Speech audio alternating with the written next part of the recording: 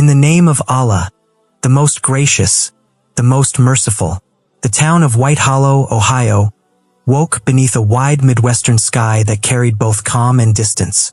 Morning light spread slowly across cornfields beyond the last row of houses, touching silos, fences, and the quiet rhythm of a place used to routine.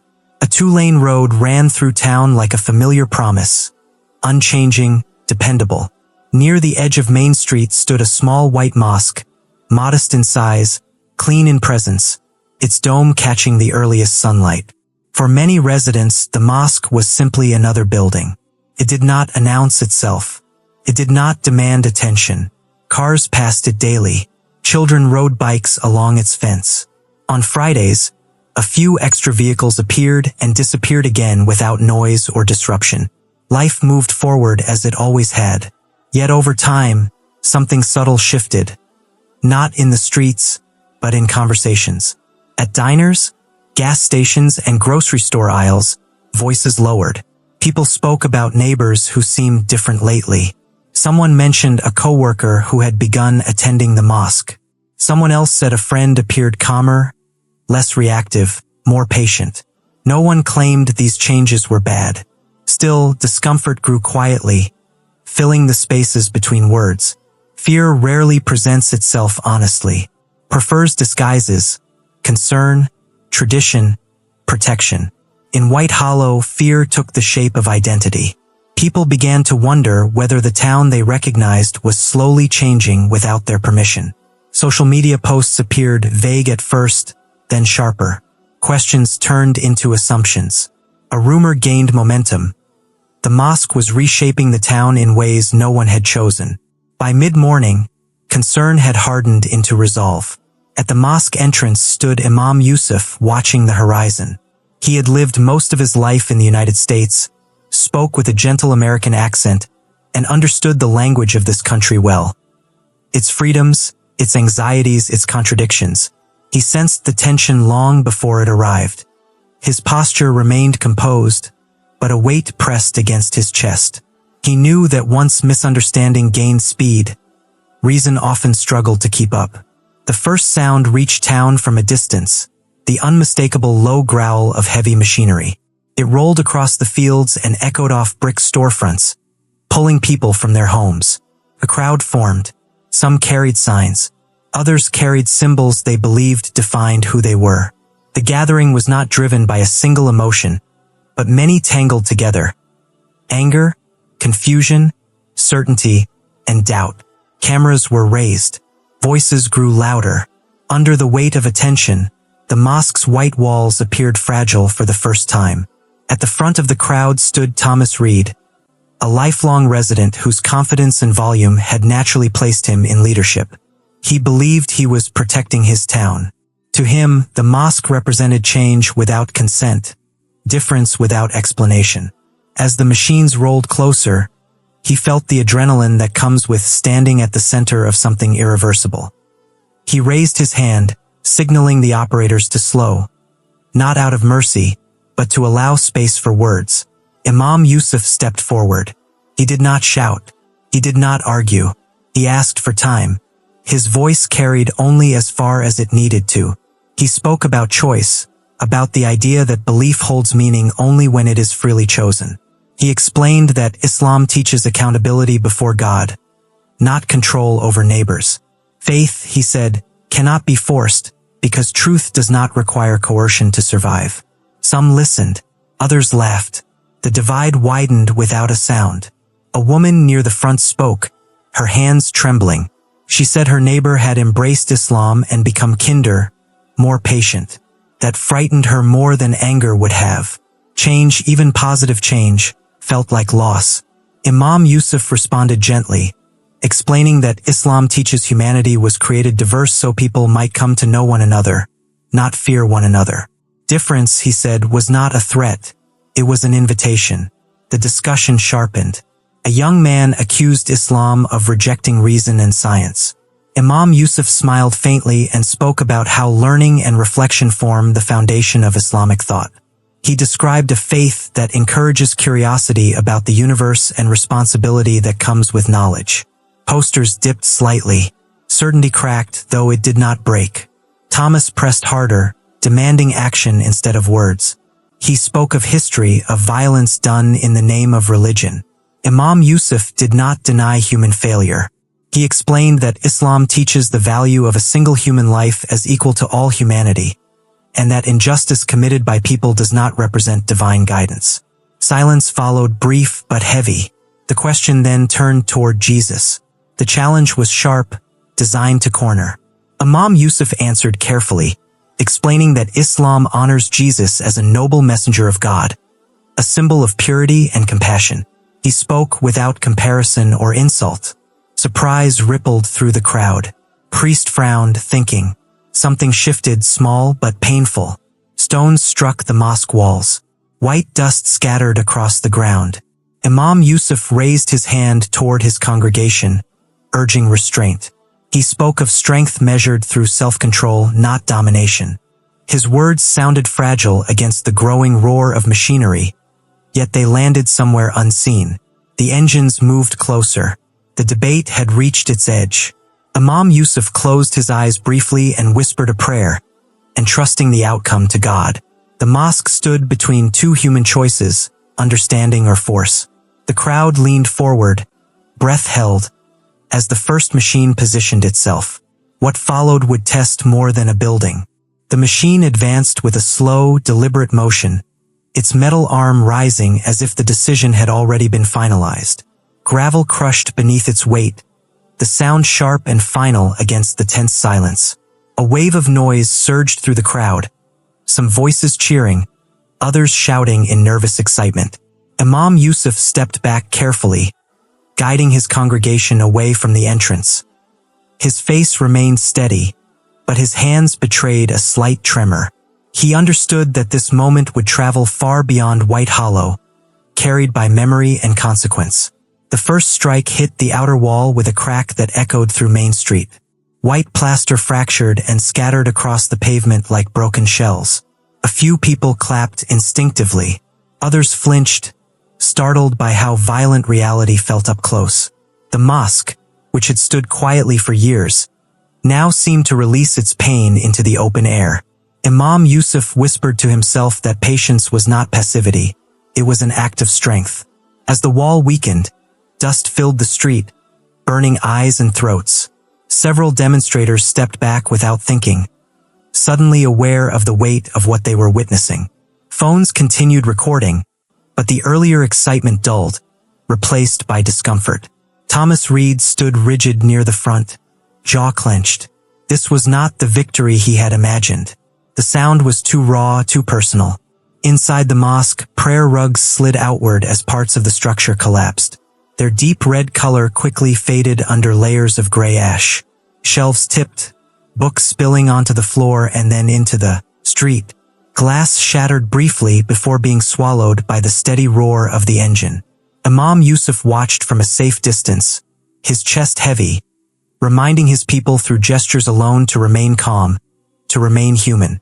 Flames appeared soon after, cautious at first, licking exposed wooden beams. Someone shouted that this was justice. Another voice fell silent. Heat spread rapidly, forcing the crowd to retreat another step. The fire grew fast, black smoke twisting upward into the sky. Against the afternoon light, it looked unnatural, as if the town itself were trying to expel something it could no longer contain. A man near the back muttered that this felt wrong. His words barely carried. Others kept cheering, but their voices lacked conviction now, hollow and strained.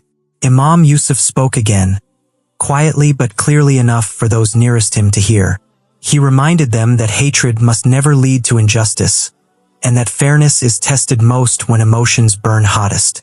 His words did not stop the fire, but they slowed something inside the crowd.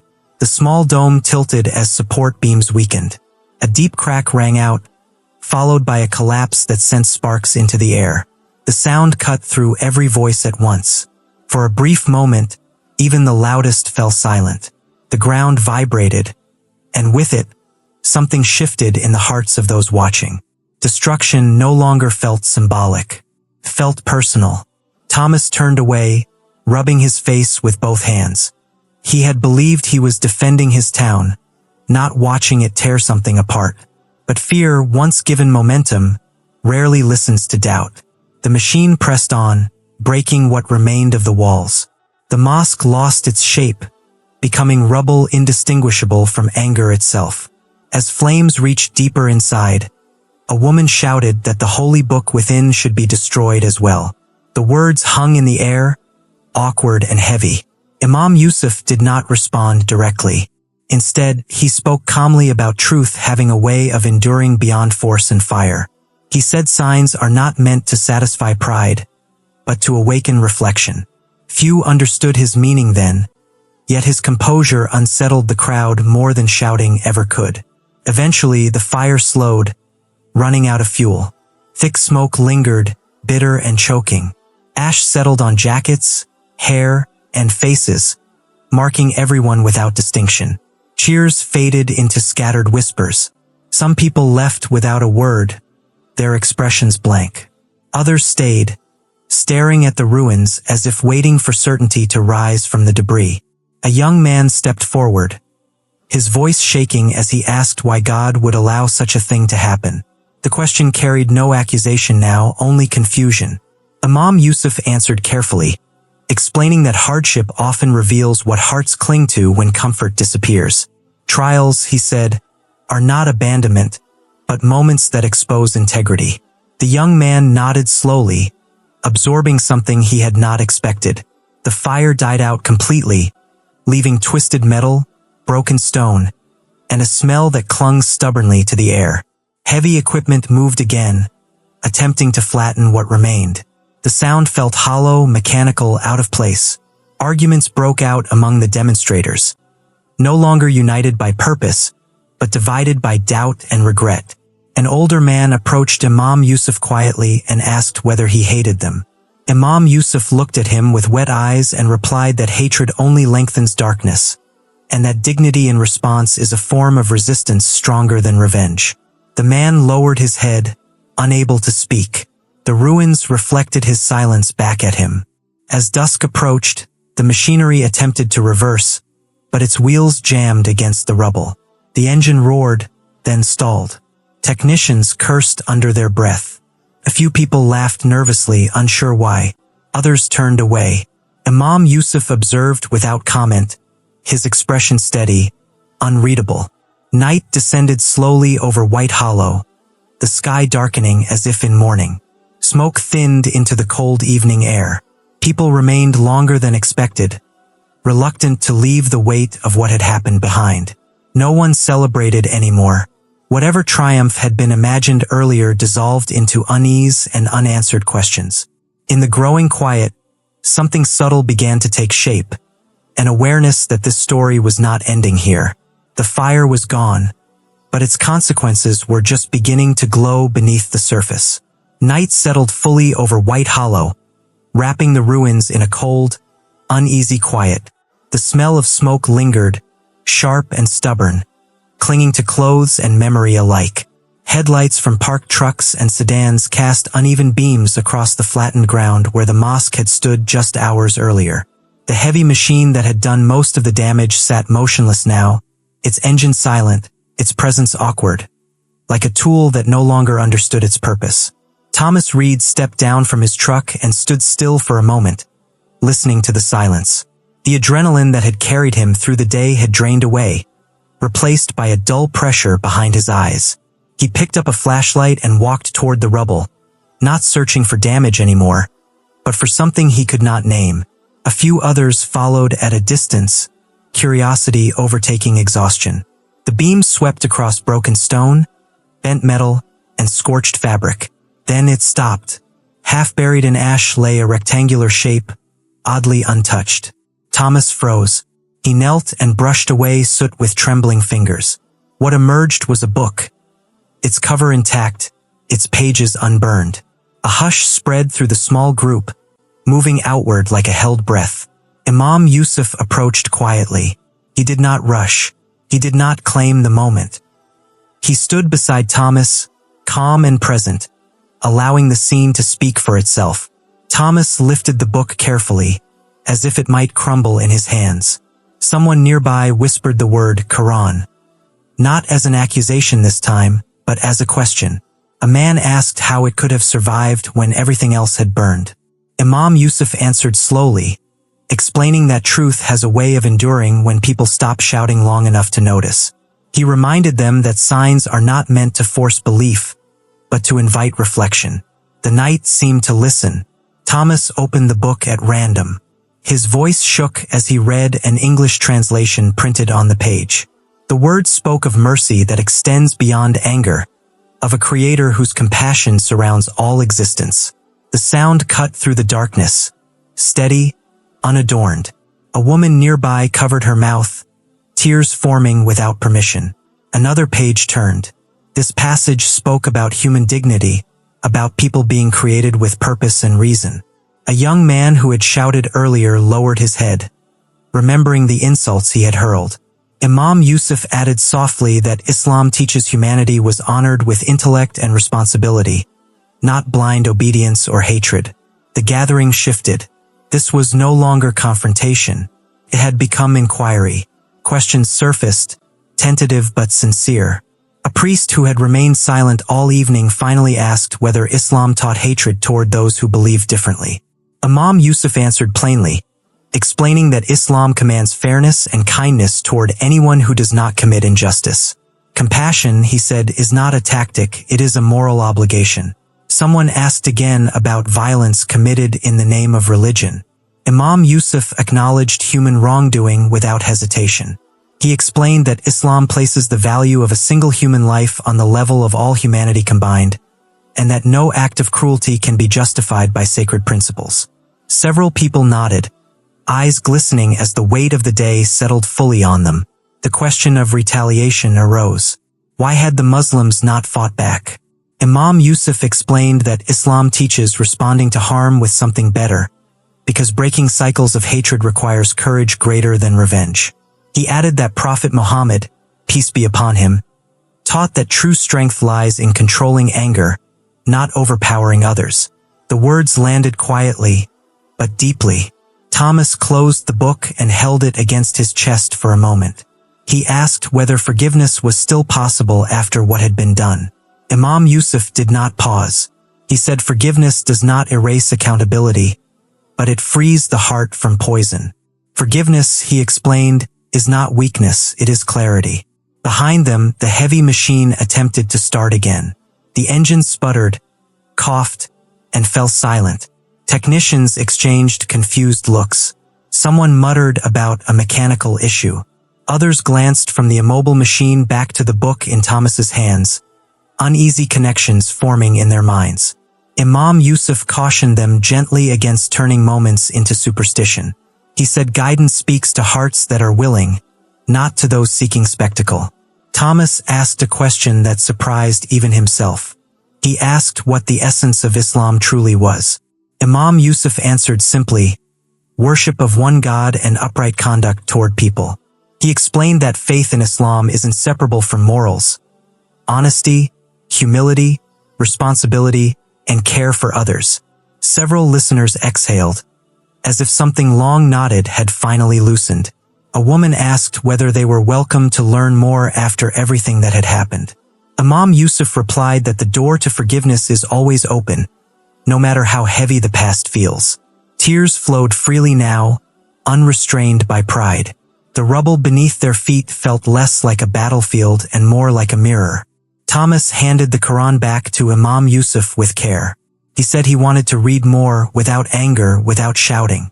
Imam Yusuf accepted it respectfully and read aloud a short passage about light guiding through darkness. The word light felt practical in that moment, not poetic, like something that helps you see where to step next. People lingered longer than they had planned, talking in small groups. The ruins no longer felt like an ending. They felt like a threshold. As the crowd slowly thinned, the night air carried something unfamiliar through White Hollow. Not triumph, not defeat, but the fragile beginning of understanding. By the time most people left, the ground was quiet again. Smoke had thinned to a faint memory. Imam Yusuf remained a moment longer, looking at the place where the mosque had stood. He knew the night had changed more than a skyline. it had shifted direction.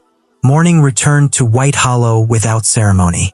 A thin layer of light spread across the open ground where the mosque had once stood, revealing scorched earth, bent metal, and footprints pressed into ash. The town felt quieter than usual, not empty, but thoughtful. It was the kind of silence that follows realization, when words are still catching up to conscience. Imam Yusuf arrived early, carrying bottled water and simple bread. He placed them on a small folding table near the edge of the site, not as a statement, but as an offering of presence. He stood for a moment, eyes lifted toward the sky, understanding that buildings could be rebuilt, but trust required time. Today was not about defense. It was about honesty and patience. Thomas Reed came later, walking instead of driving. A few residents followed him, their expressions stripped of yesterday's certainty. No signs, no raised voices, only cautious steps. Thomas spoke first, his voice lower and steadier than before. He asked if they could talk, really talk, without anger or performance. Imam Yusuf nodded, saying that sincere questions are a sign of strength. They formed a loose circle near the rubble. No one stood at the center. Silence settled naturally before the first question emerged. A man asked about the purpose of life according to Islam. Imam Yusuf answered calmly, explaining that Islam teaches humans were created to recognize one God and to live responsibly, accountable for their choices. Worship, he said, is not confined to rituals. It shows itself in honesty, care for others, and integrity in daily life. A woman asked if that meant rejecting the world and its joys. Imam Yusuf shook his head gently. He explained that Islam encourages balance, seeking meaning beyond this life while still doing good within it. Faith, he said, does not demand withdrawal from society, but ethical participation in it. Several people nodded, relieved by the clarity. The question of freedom returned, this time without hostility.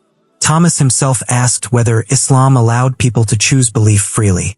Imam Yusuf answered without hesitation, explaining that belief has no value if it is forced. Faith must be chosen with understanding, not pressure. The memory of yesterday's coercion hung in the air, heavy but instructive. A young man spoke up, voice breaking, asking whether forgiveness was possible after cruelty and mockery. Imam Yusuf responded softly, explaining that Islam teaches no past is too heavy for sincere repentance. He spoke of a God whose compassion outweighs wrath, and whose mercy invites responsibility, not denial. The young man lowered his head, tears falling quietly onto the ash. The discussion turned to reason and science.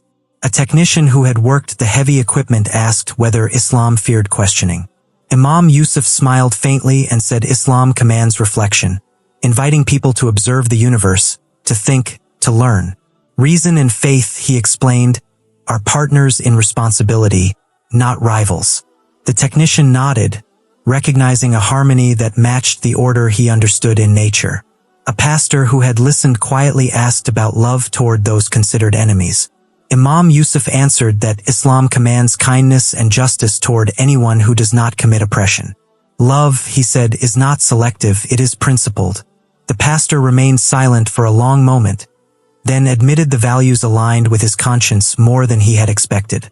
A mother asked why Muslims had offered water and blankets the day before, even as the mosque burned. Imam Yusuf replied simply that Islam teaches giving without bargaining and kindness without expectation. The woman broke down, embracing her Muslim neighbor. The circle tightened, not in defense, but in shared humanity. The questions deepened. Thomas asked what truth really meant in Islam. Imam Yusuf explained that truth does not need destruction to prove itself. When falsehood collapses, he said, it usually does so under the weight of its own contradictions. Thomas looked at the ground, remembering the book that had not burned. Silence followed, but it was no longer empty. One by one, people asked about next steps, not with urgency but with sincerity. Imam Yusuf explained the core declaration of Islam carefully, emphasizing understanding over repetition. He spoke of commitment, not slogans. The words settled heavily, demanding reflection. Thomas stepped forward. His hands shook as he spoke openly about his guilt, refusing to hide behind fear or excuses. He said he wanted to testify not out of shock but conviction. Imam Yusuf asked him to speak only if he understood the responsibility he was accepting. Thomas nodded and spoke with clarity. The moment felt irreversible, like a door closing behind him and opening ahead. Others followed, not in a rush, but deliberately. Each step was measured. Faces shifted from disbelief to relief. There was no cheering, only quiet embraces and steady breaths. The rubble beneath them no longer felt like shame, felt like a foundation.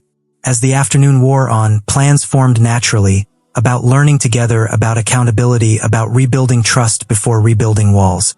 Imam Yusuf reminded them that justice must be upheld even when it costs comfort. Thomas agreed to take responsibility publicly. The group supported him in silence. Children watched from a distance, sensing importance without fully understanding it. Imam Yusuf knelt to their level and spoke about kindness in simple terms, about choosing gentleness even when angry.